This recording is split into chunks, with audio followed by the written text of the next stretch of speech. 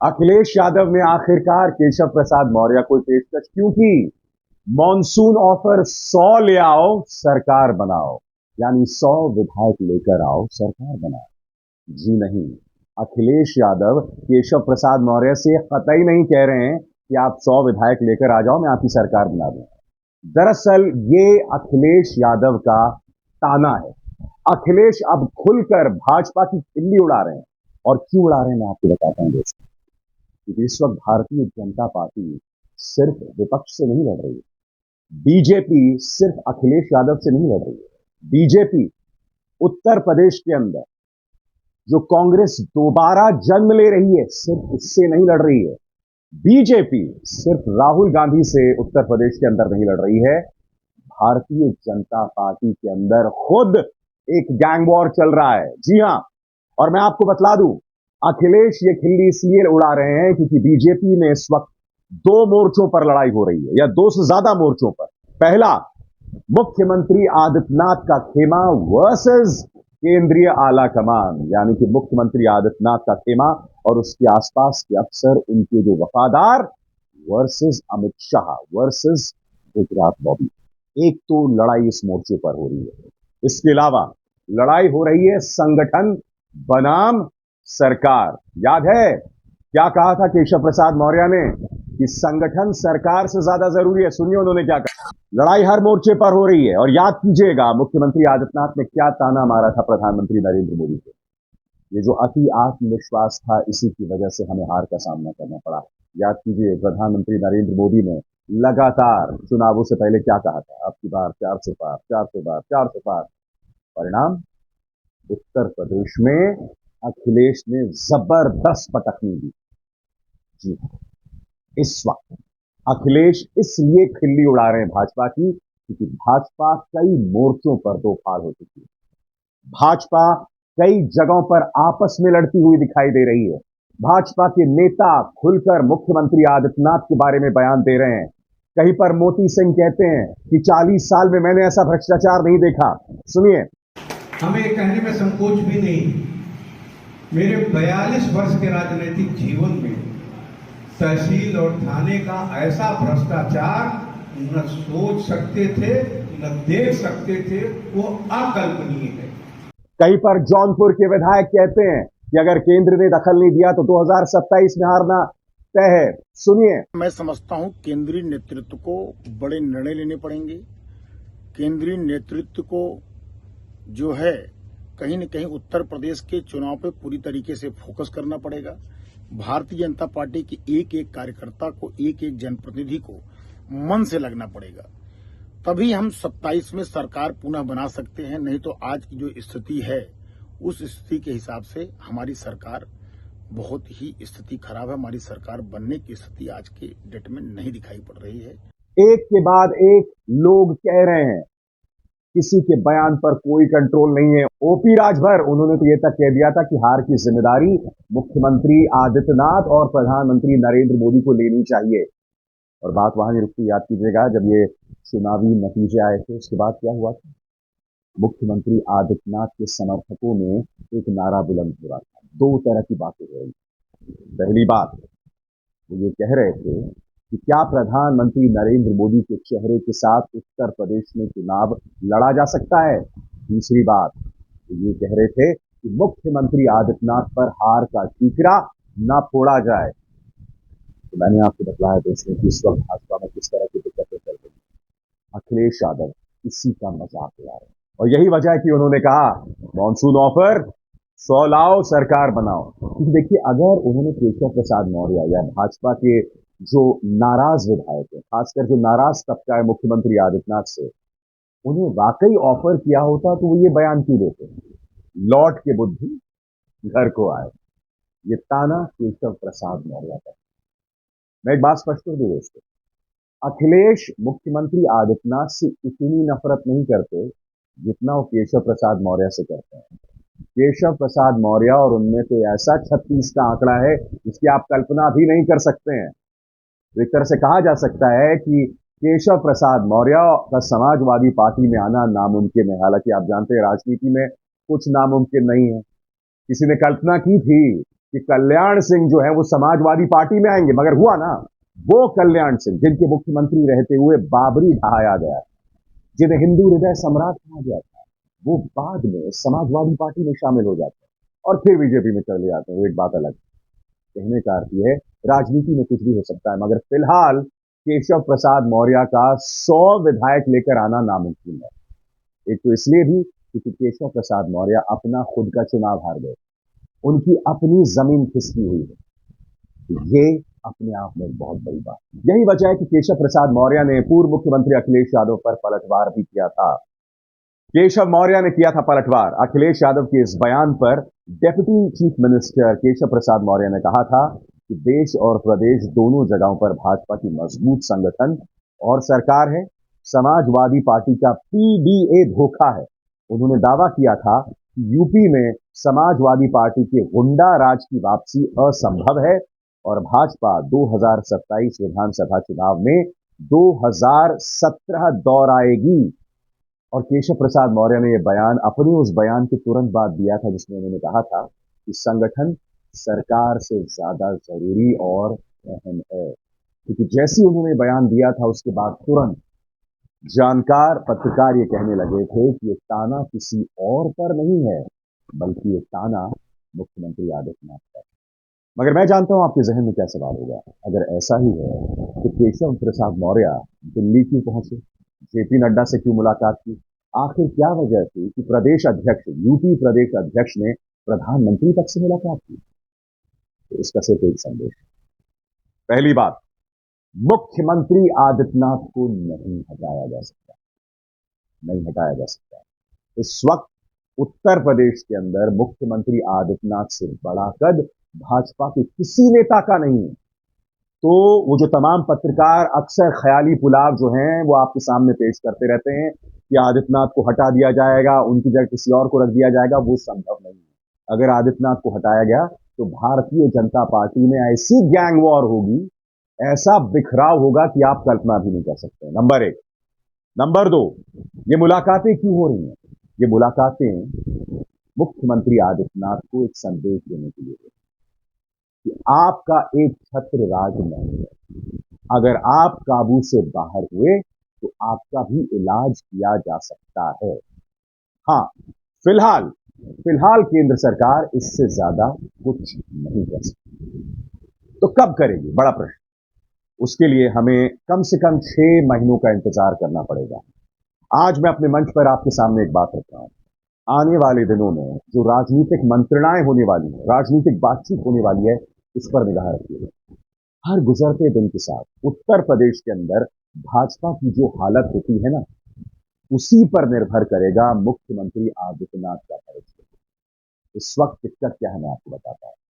इस वक्त भाजपा का मनोबल पूरी तरह से हिल चुका है। बेशक प्रधानमंत्री नरेंद्र मोदी तीसरी बार प्रधानमंत्री बने हैं, मगर इस वक्त कांग्रेस के कार्यकर्ता का मनोबल भाजपा के कार्यकर्ता से ज्यादा है। उत्तर प्रदेश में बेशक मुख्यमंत्री आदित्यनाथ की सरकार है, मगर लोकसभा चुनावों में 43 सीटें हासिल करने के बाद इस वक्त समाजवादी पार्टी का जो काडर है, उसका मनोबल 7वें आसमान पर। और चुनाव सिर्फ पैसे से नहीं जीता जाता, युद्ध सिर्फ हथियारों से नहीं जीता जाता। चुनाव और युद्ध मनोबल से ही जीता जाता है। जी हां, इतिहास में ऐसी ढेरों मिसालें हैं, ऐसे ढेरों युद्ध हैं जहां पर एक सेना दूसरे सेना के मुकाबले कमजोर थी, संख्या गणित के आधार पर, पैसों के आधार पर, हथियारों के आधार पर, मगर उसके पास हौसला था, उसके पास मनोबल था और मनोबल के आधार पर उसने एक बड़ी सेना को पटकनी दे दी। आपको इतिहास में ऐसी ढेरों मिसालें मिलने वाली हैं। उत्तर प्रदेश में इस वक्त समाजवादी पार्टी के काडर, कांग्रेस के काडर का जो मनोबल है वो बहुत अहम है। साथ ही हमें इंतजार करना पड़ेगा उत्तर प्रदेश में होने वाले उपचुनाव का। आपको याद होगा दोस्तों, हाल ही में 13 सीटों के उपचुनाव हुए थे। इसमें से भाजपा को सिर्फ 2 सीटों पर जीत मिली और सबसे बड़ी बात, इन जो 2 सीटों पर भी जीत मिली थी, जीत का अंतर बहुत कम हो गया था और जो जीते थे वो दरअसल कांग्रेस से लाए गए थे। उनका इतिहास कांग्रेस का था। कहने का अर्थ क्या है? भाजपा के पास अपना टैलेंट नहीं बचा। ये जो 13 सीटों में 2 जीत गए, ये इनकी किस्मत है। इसलिए मैं आपसे कह रहा हूं, इंतजार कीजिए उत्तर प्रदेश के उपचुनाव का। 10 सीटों पर उपचुनाव होने जा रहे हैं। अब इन चुनावों में अगर भाजपा सारी सीटें जीत जाती है या 10 में से 8 सीटें जीत जाती है तो कोई बहुत बड़ी बात नहीं होगी, और मैं आपको बताता हूं क्यों। क्योंकि जब उपचुनाव होते हैं ना, तो पूरी व्यवस्था राज्य सरकार के हाथ में होती है, चुनाव आयोग के हाथ में नहीं होती है। तो चुनाव इतने निष्पक्ष नहीं होते हैं। मगर अगर राज्य सरकार के हाथ में प्रशासन की बागडोर के बावजूद विपक्ष जीत जाता है ना, तो इससे पता चलता है कि जमीन में सरकार के खिलाफ कितनी बड़ी नाराजगी है। तो पहला इम्तिहान अखिलेश यादव का होने वाला है उपचुनाव में।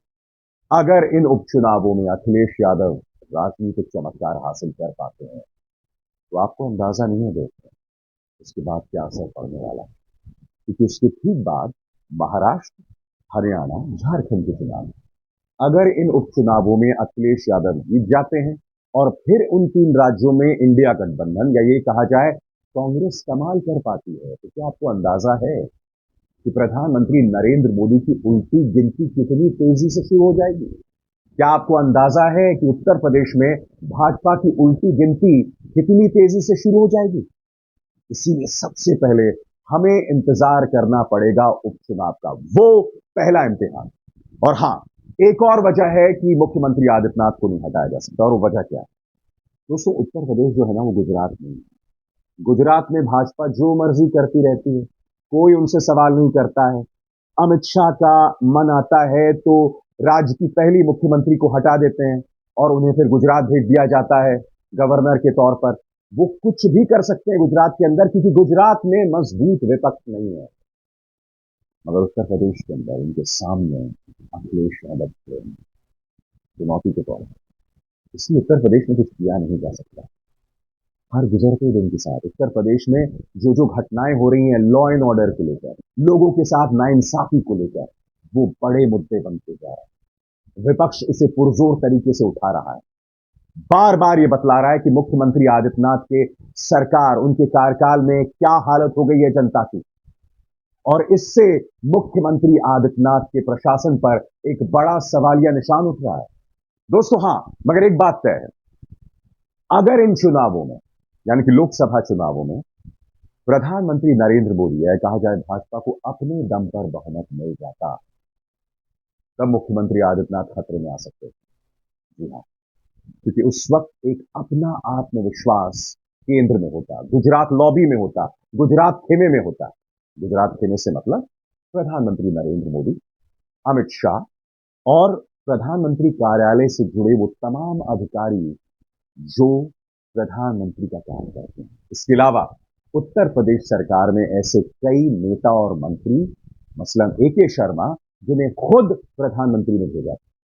अगर लोकसभा चुनावों में भाजपा को अपने दम पर बहुमत मिलता, तो इसका खतरा मुख्यमंत्री आदित्यनाथ पर भी हो सकता है, क्योंकि तब प्रधानमंत्री में एक आत्मविश्वास होता। इस वक्त दिक्कत यह है कि प्रधानमंत्री की अपनी दिक्कतें हैं। केंद्र में उन्हें राहुल गांधी के बढ़ते कद का सामना करना पड़ रहा है। हर गुजरते दिन के साथ राहुल गांधी की लोकप्रियता बढ़ रही है। मैंने आपको हाल ही में बताया था कि गूगल और यूट्यूब में इस वक्त राहुल गांधी की लोकप्रियता प्रधानमंत्री के मुकाबले कहीं ज्यादा है। CSDS के एक सर्वे ने यह भी बताया था कि उत्तर प्रदेश की जनता प्रधानमंत्री के पद के लिए राहुल गांधी को प्रधानमंत्री नरेंद्र मोदी के मुकाबले एक बेहतर विकल्प मानती है।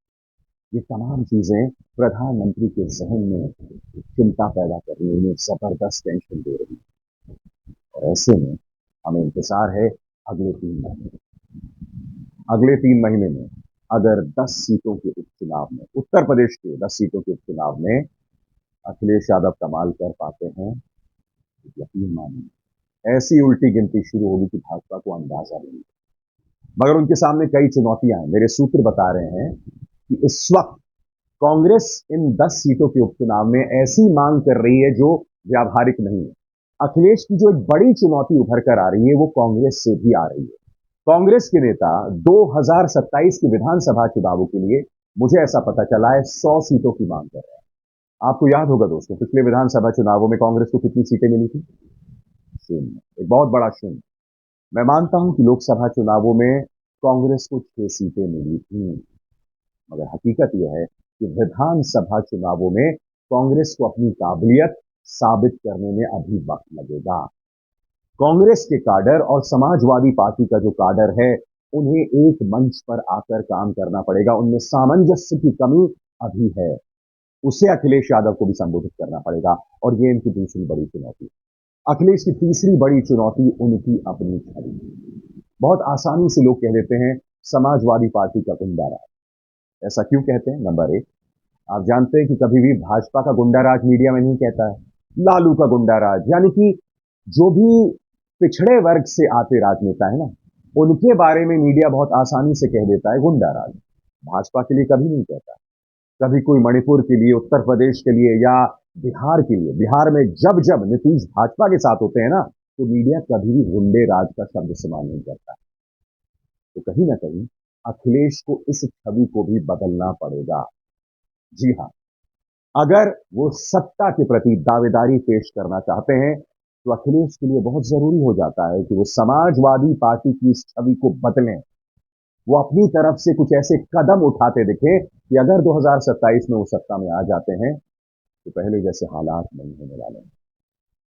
उत्तर प्रदेश की जनता में ये आशंका जरूर है। क्या अखिलेश उसे संबोधित कर पाएंगे? इंतजार करना पड़ेगा। इस वक्त अखिलेश यादव के बारे में इतना ही कहा जा सकता है कि बीजेपी के अंदर इस कदर सिर्फ तब्बल है, इस कदर दोफाड़ हालात हैं कि सब कुछ उनके पक्ष में जाता दिखता है। उन्हें बस राजनीति खेलनी है, लाइन एंड लेंथ बनाए रखना है, और 2027 में वो एक गंभीर चुनौती देते नजर आएंगे। अभिसार शर्मा को दीजिए इजाजत। नमस्कार। स्वतंत्र और आजाद पत्रकारिता का समर्थन कीजिए, सच में मेरा साथी बनिए। बहुत आसान है दोस्तों, इस ज्वाइन बटन को दबाइए और आपके सामने आएंगे ये 3 विकल्प, इनमें से एक चुनिए और सच के इस सफर में मेरा साथी बनिए।